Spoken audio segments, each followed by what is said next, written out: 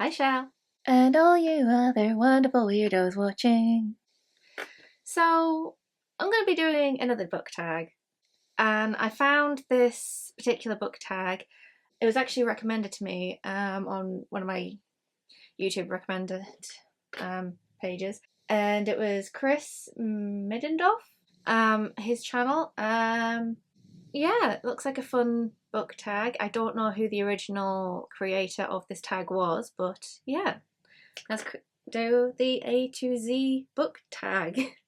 It is basically just running through the letters of the alphabet, and the prompt is the start of each letter, naturally, if anybody's confused as to what it means. So, A, author I have read the most books from. Unfortunately, Mass, because of the 8-book series that I got sucked into because I was very invested in the plot, that I just, yeah. Unfortunately, it would be Sarah J. Maas's 8-book series because, yeah, naturally. But yeah, B is best sequel, and I think this goes to Catching Fire. So this was a brilliant sequel. It upped the stakes, and I really enjoyed it. I felt like it was even better than the first one, or it even improved upon the first one, or it just went so well, and it became one of my favourite series of all time. Yeah, so I, even when watching the movie, I was in the exact same boat, that this book and that film both were better than the first installment, and I was just like, yes, this is how sequels should be. C. Currently reading. I'm currently reading Magic Study. It is the second book in the Yelena Zaltana trilogy. Plot is amazing. It's just like my issue with Mass. I don't like the romance. However, Mass at least made some things make me laugh out loud. This, I'm just pissed off with what is happening, and I'm currently at a spot where there's a romance being hinted at through the typical means of eyes being described, and I'm just like, no, not that guy. Please do not. No. Not that. Why are we picking the worst selection of people to be the love interest? So yeah, I'm having a good times, bad times type thing happen because the plot is really, really good. The magic system is really interesting, and the world building really, really thought out. Currently reading. D is the drink of choice. Tea. Very English, I know, but I literally have 2 drinks. Currently 3 because I made the mistake of once again drinking an iron brew, and now I'm back to being addicted. But it's literally just tea and water. That's all I drink, and until last week. So yeah, I haven't had pop in a long time, so naturally I'm gonna like, yikes. E-reader or physical book. This honestly depends. I really do like a physical book. Just the smell alone is brilliant. But if I'm being honest, when buying a book, I have to open it and look at the text because my dyslexia won't let me read if it's tiny.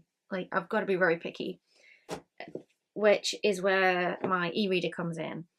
This is very easy and small to take to work and whip out whilst I'm waiting for a shift to start or on my break.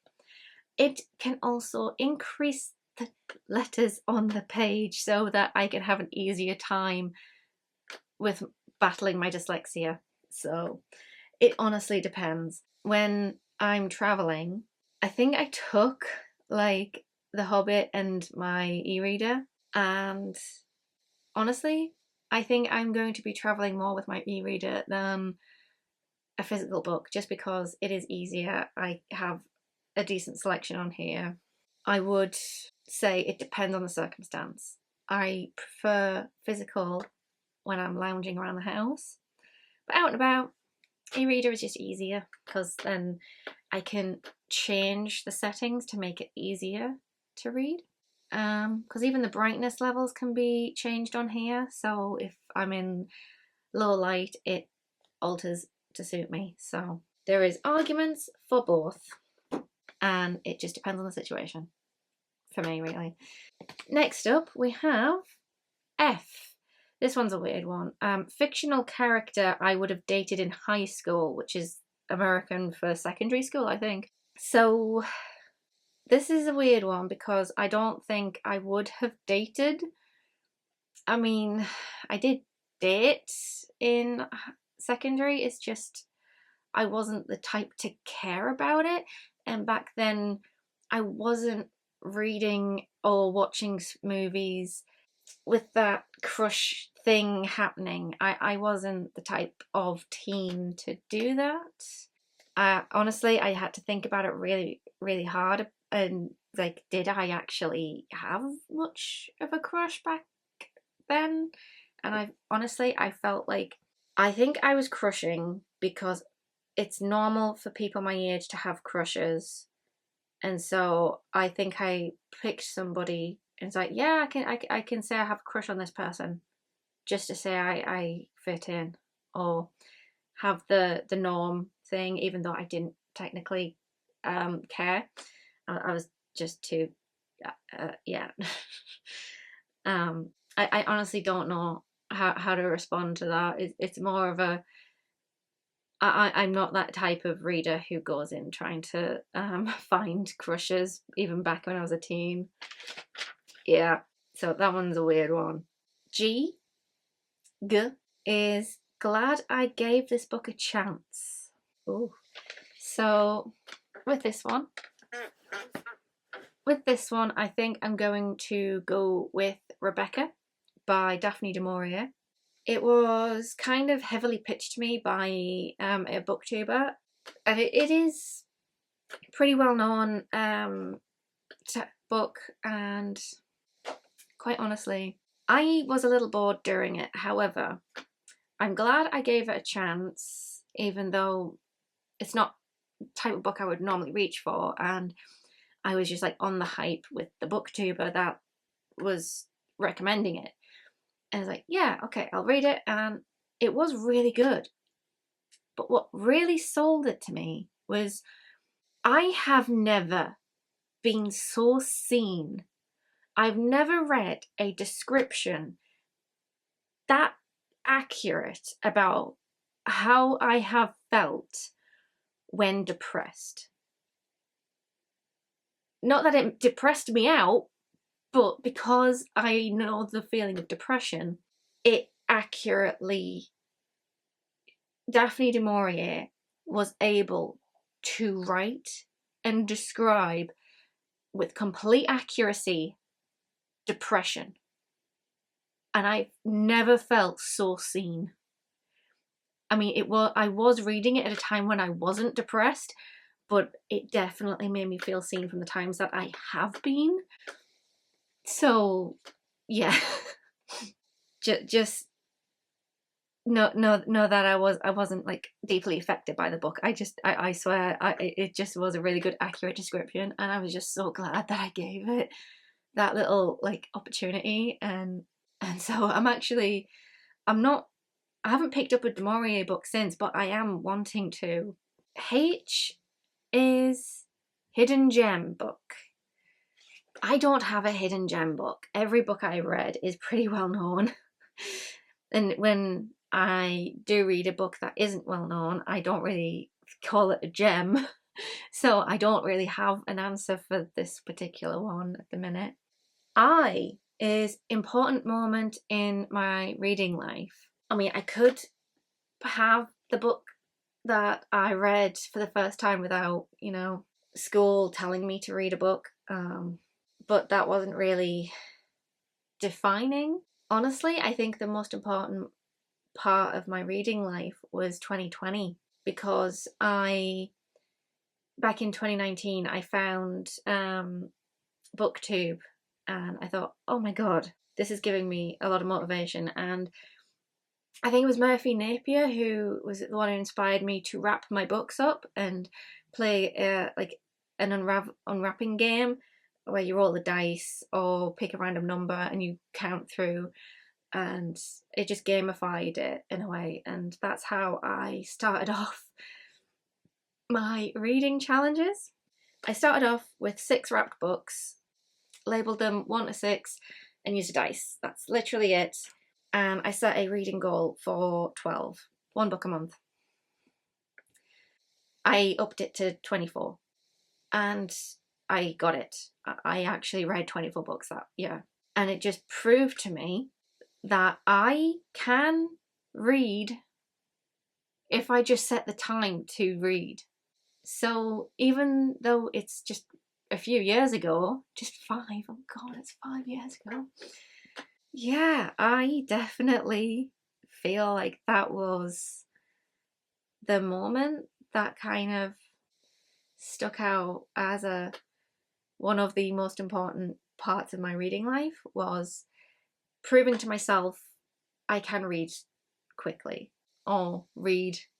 Because I remember one time I had to, this is back in school, I kept renewing the same book over and over again because it took me that long to read it, because I wasn't spending the time to read it. It's actually on my shelf right now. I actually bought a physical copy of this, but it took me a year to read The Unseen, a year of renewing it from the library over and over again. But that's the type of reader I was. I wasn't putting in the time or effort to just sit down and read a book. And 2020 was the change of that. I proved to myself it doesn't have to be that way at all. I did it. And I actually successfully, not only did I hit my reading goal, but I doubled it and hit that goal. I could do it. So yeah, that was the important moment in my reading life, was that I can actually set time to read and do it. And I can do it quicker than I think I can. Yeah.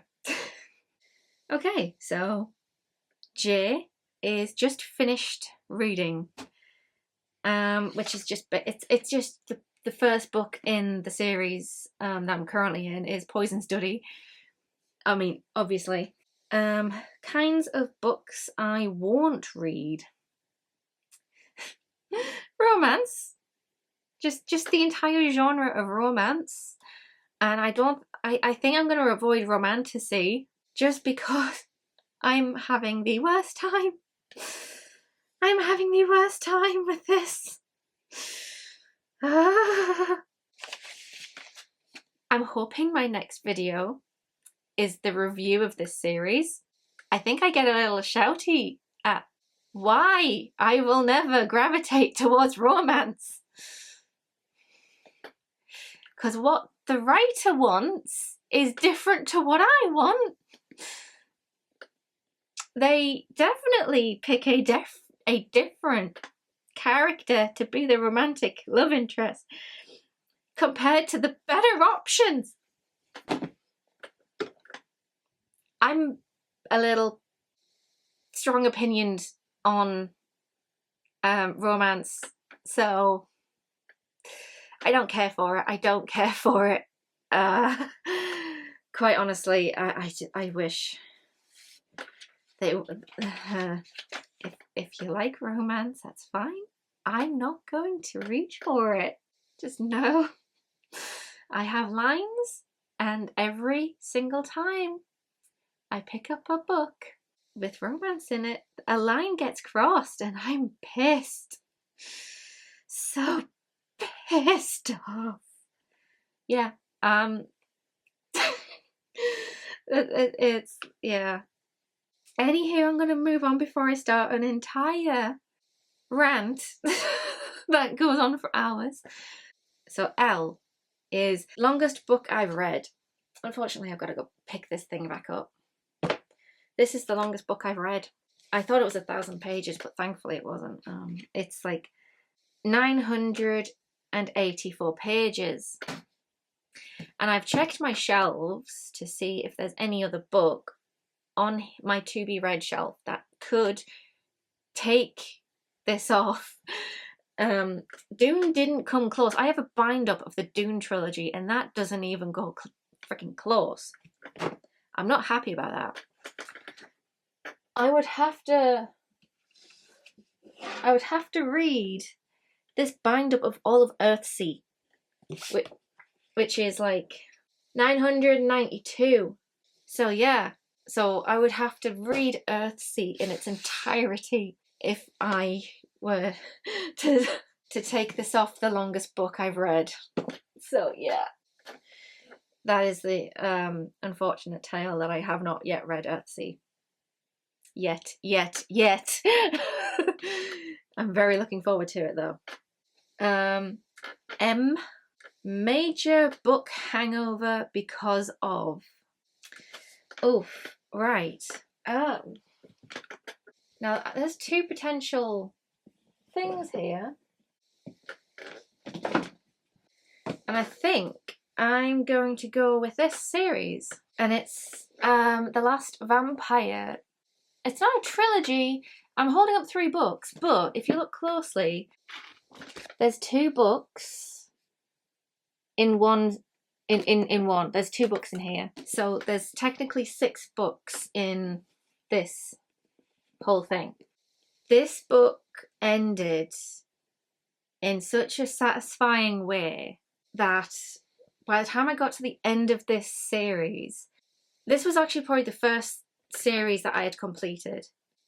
And I'm going to say this with absolute certainty that this might get a little bit controversial, but so when I say I was reading this series, I was reading The Last Vampire while everybody else was reading twice. I don't think I can say that without the sh. So, but because I was dragged to the movies, that's your fault, Shell. So, because Shell dragged me to the series in the movies, I can't not say twice shite. I was reading The Last Vampire instead of twice shite. Yeah. I can't not say it like anything else. Okay, I was dragged to those movies. Dragged! But this was really good. Yes, the first one has one of those problems. Like, I'm pretty sure there was a scene that is like the first Twi book was. I'll try and stop saying it, okay? I'll say Twi. So the first book has the first Twi scene as well, where it's she goes into a classroom and sits down next to him. It's a little problematic because of, again, vampires who are centuries old have a ginormous age gap and it's creepy. But it doesn't happen again, I think. But I was a teenager when I read these. I haven't read them since, but I keep them because of nostalgia. Nostalgia? Not nostalgia. How do you even bother to say that? So today I cannot say that word without complete certainty.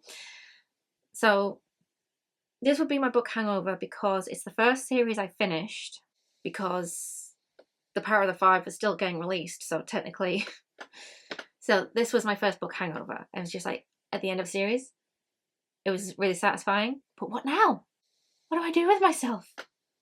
So this was probably a major book hangover that I have had. And I stand by it. Because it is better than it is better than Twi. Yeah.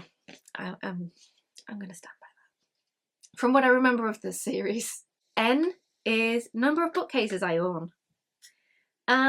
This one's a bit tricky because this is technically 2. It's just they're on their side and on top of each other. but I'm not using the end as a complete bookshelf. It's part of my wardrobe. And then I've also got then I have a bookshelf next to my TV, which is got some books on it, but it's the books I'm currently reading and books I've recently bought this year. I'm trying to keep a track record of how many books I buy in a year, and I'm putting them separate from this thing. So these four, which is this one bookshelf, is my red. Then I've got miscellaneous on 2, and my giant to be read shelf. So technically 3.4. I'm gonna go 3.3 because there's a lot of DVDs on the other one, but there are books on it. 3.3. I'm sticking by that. Yeah. Or is one book I have read multiple times. Power of the Five. So Evil Star, book 2, and Night Rise, book 3 are also on this list because the series, I remember getting book 4, having to reread, and then borrowing book 5 when that finally came out, and rereading again because I just, you know, when you just like trying to remember what happened in the series as the books are getting released, and yeah, it's just one of them. P is preferred place to read. I no longer have access to my preferred place to read. My preferred place used to be when I had a double bed, and I would put my beanbag on my double bed, and I would just, because I had the bed against the window and I had a nice windowsill that I could put a cup of tea on, and I could just like sprawl out and I would fall asleep reading. It was the best. But when I moved out, I had to leave the bed. So now it's just a comfy armchair. It's not as good. Can't sprawl. I miss it. So if I do move out of here and I do get my hands on a new place, I'm going to get a double bed and put it against the window because natural light is king for reading, and a windowsill is perfect place for to put my cup of tea. And the beanbag is just lovely to just sink into as a pillow. I don't care how loud it is so comfy.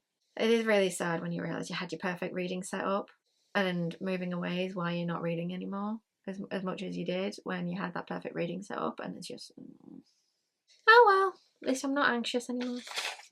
Okay, so Q, a quote that inspires me.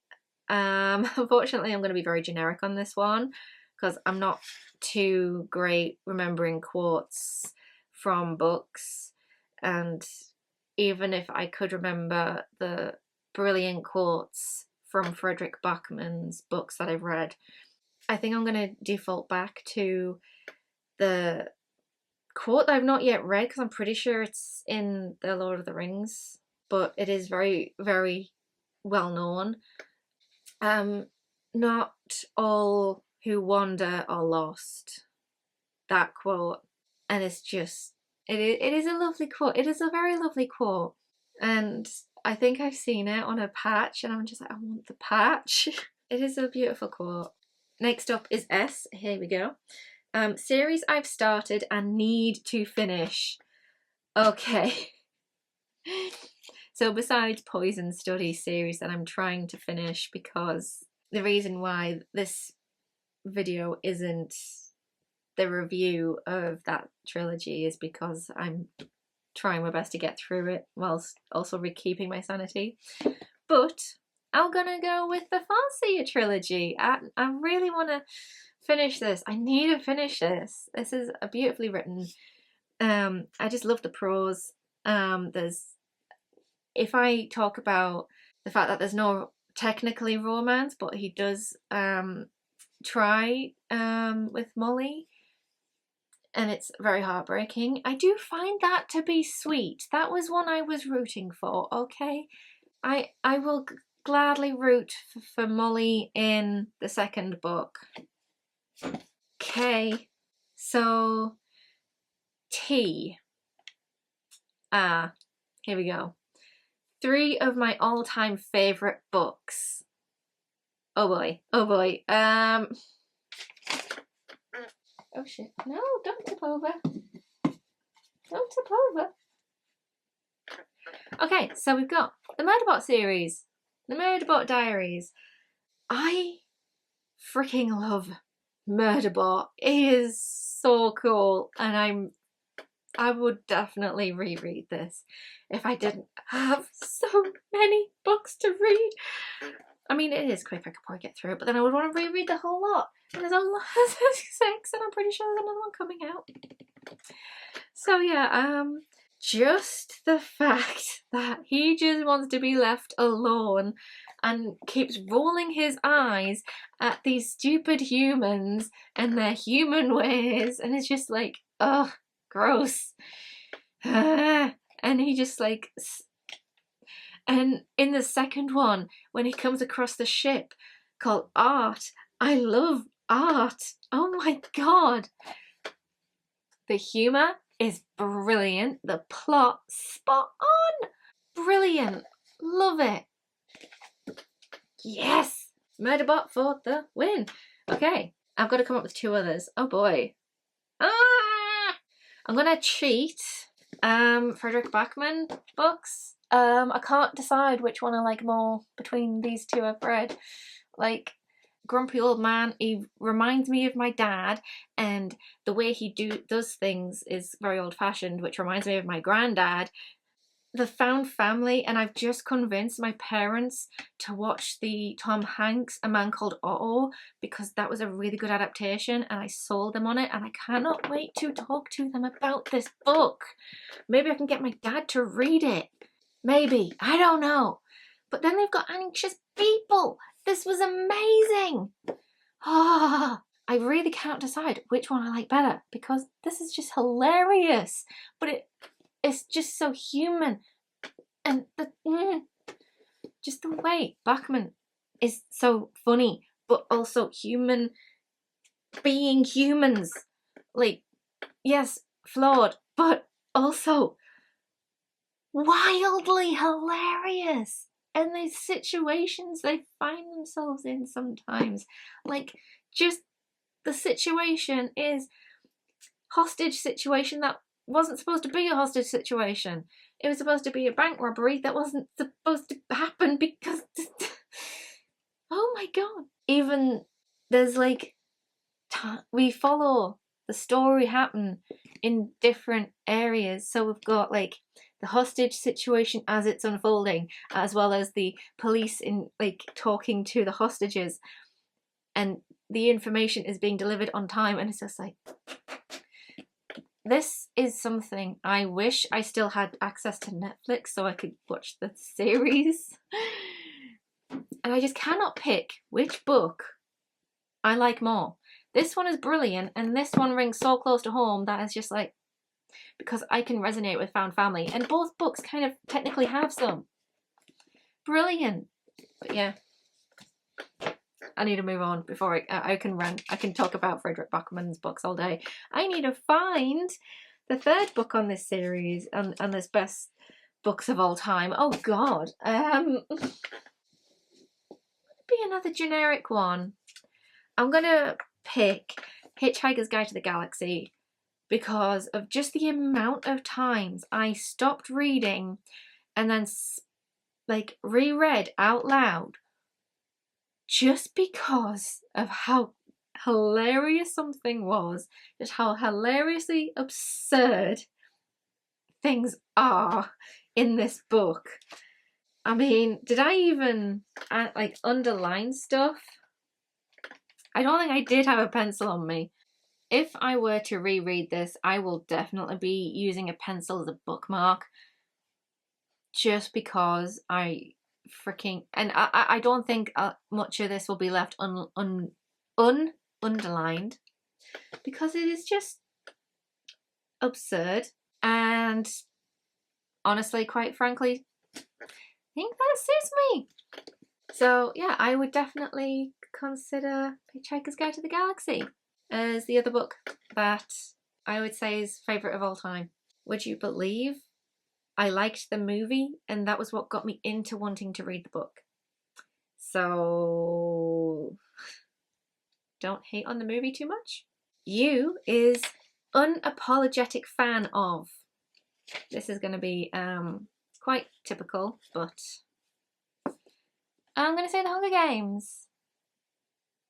Did I just hit my head a little too hard with the spine of this book? Yes. Anyways, so I read this series, watched all of the movies. I freaking pre-ordered this. I did it again. That gave me a concussion. I think I'm a bit too excited about the series. There's another one.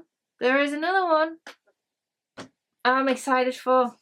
I even got my hands on a necklace of the thingamabob, and yeah, I was definitely into the. Oh god, that really is a concussion. Oh, is this the longest book I read? Please tell me. It's longer than. Damn, it's 517. Oh well, but I am definitely a big Suzanne Collins fan. Well, I'm a big Hunger Games fan. This whole world is interesting and intriguing, and just seeing the mind of President Snow when he was that younger was just so fascinating, and just having songs woven into it was so beautiful, and having the films be just as good. And I'm pretty sure I was even taken aback by the second movie being maybe better than the book even, but it was just the second book even is so damn good. I will say that series can stand the test of time. It does not matter if it set off a trend of young adult dystopian fantasies, but who cares? It was amazing, and it still is. Very excited for this release more than others. Oh my god. So, you know how I nearly couldn't pick between these two books? Guess who's releasing a book in May? Oh my god. Right, so let me just one sec.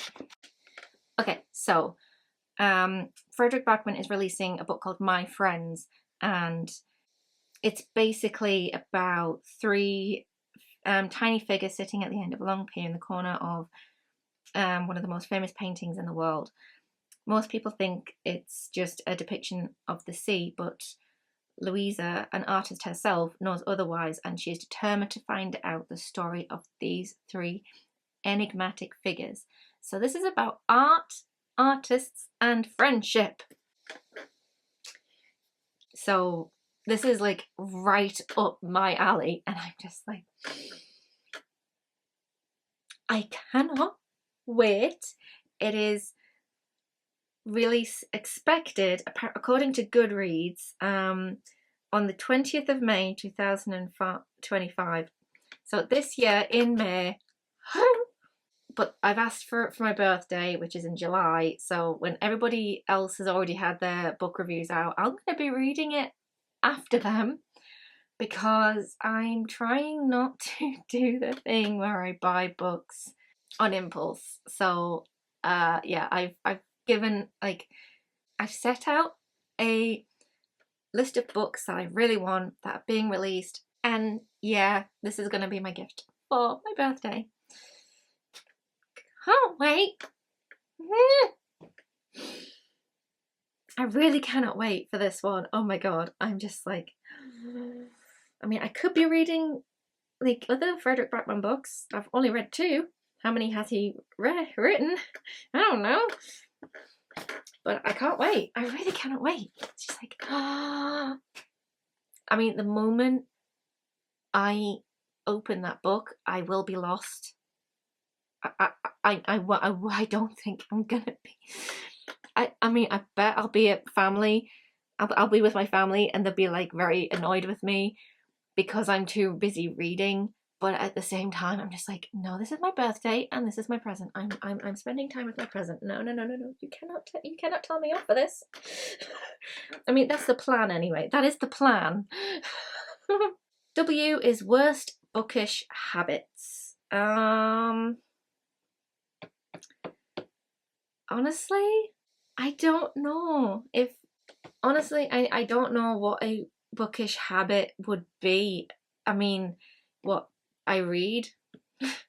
I think my worst bookish habit is being addressed, because I'm not buying as many books as I used to, and I've cut down on my book collection, so my TBR shelves aren't like overflowing compared to my red shelves. So honestly, I'm addressing that. Kind of. It's still happening. It's just, yeah, I need to get to the books, because it's just too quick to buy a book compared to reading a book. So it's just, but by having, so my solution is to have it written down on a list and then give that list to my parents to say, right, this is my birthday list, this is my Christmas list, please. that will like help, because I've got to wait, and I would probably be waiting longer by like getting my hands on that book like as it compared to reading said book. So I think that would be how I'm addressing it. X marks the spot.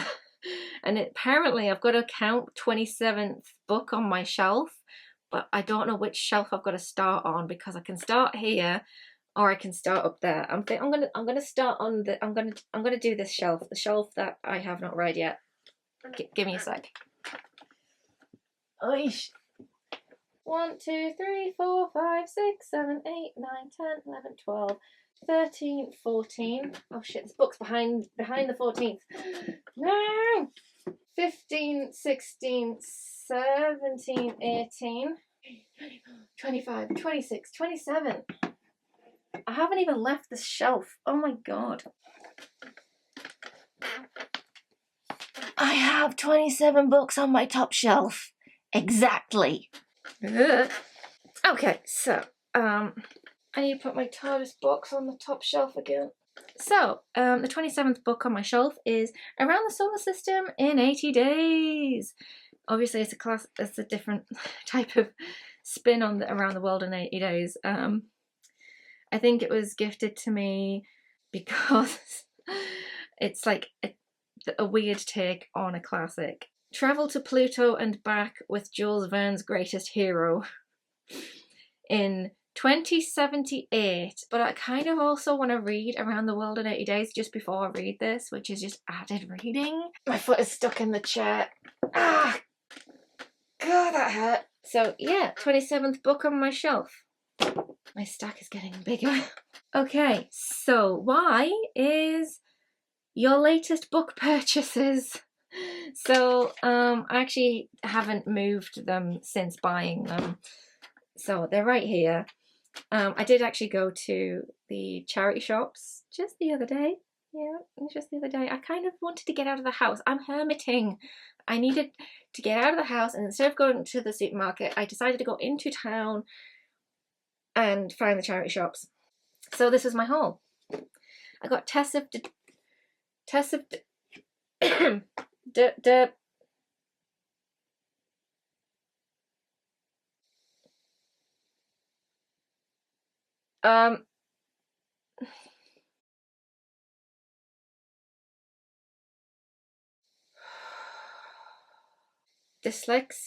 kind of does this, where it hits something and then stops working the brain. Tess of D'Urbervilles. I don't know if I'm actually saying it right. So that's one of the books I got. Then I found The Last Man by Mary Shelley. And I'm just like, we do not see much of Mary Shelley past Frankenstein. Why do we not know of their other works? It's like they peak and then we don't care about the rest of their stuff. So I thought, this was just like, The Last Man is Mary Shelley's apocalyptic fantasy of the end of human civilization. I'm sorry, what? Frankenstein?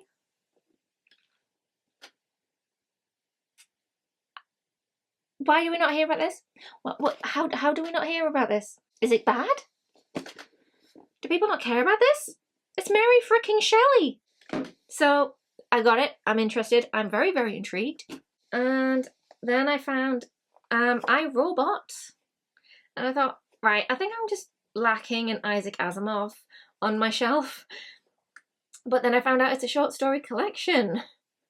Classic collection of robot stories. And I'm just like, you know what, this could be easy. Also, what other reason to buy a book than... It's so floppy. The text is the right size for my eyes. And I'm just like... I'm just loving the floppiness of this book. I'll stop, I swear. Next, I have learned to paint and draw. So my last video was the start of my series, learning to draw again because I suck. And I thought I might as well try and tie this into the rest of my channel and find a book. And I did like flick through it real quickly. And I thought this might be a nice little read to have alongside my series that I'm currently doing. So I can actually put a book in my art series because why not? So yeah, I bought 4 books the other day.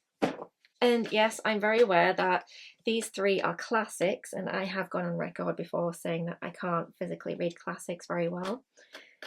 But there was a video that I found that has inspired me to do a challenge that I don't want to talk about just yet because I feel like if I do, I might fail it.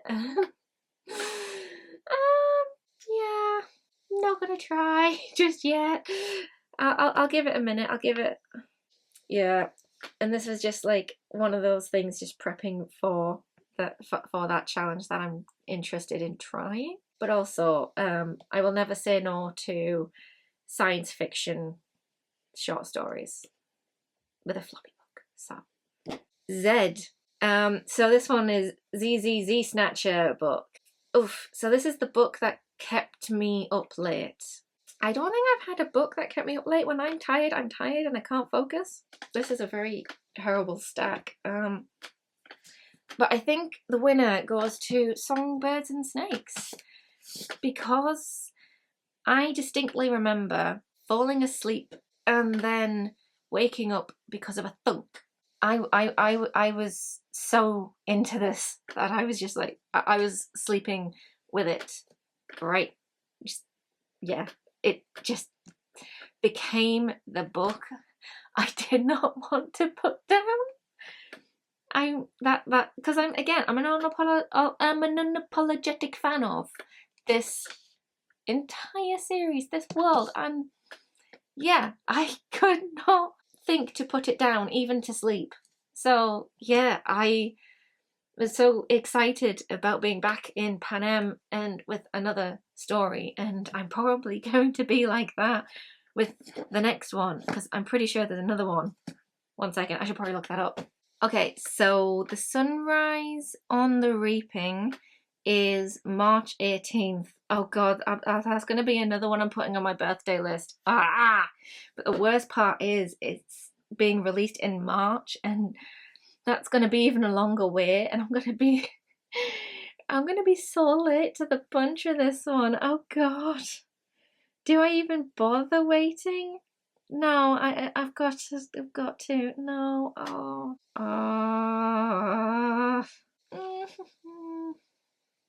Oh, we're following the 50th Hunger Games. I am most likely going to be doing the same with that one, just because.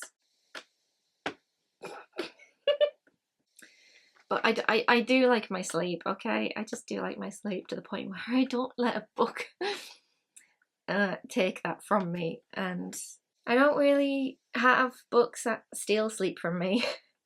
Although Ballad of Songbirds and Snakes definitely nearly did. So that was the A to Z book tag. Bit chaotic and all over the place, but honestly, I think I'm kind of getting that way anyways. I need to put all these books away. Oh boy.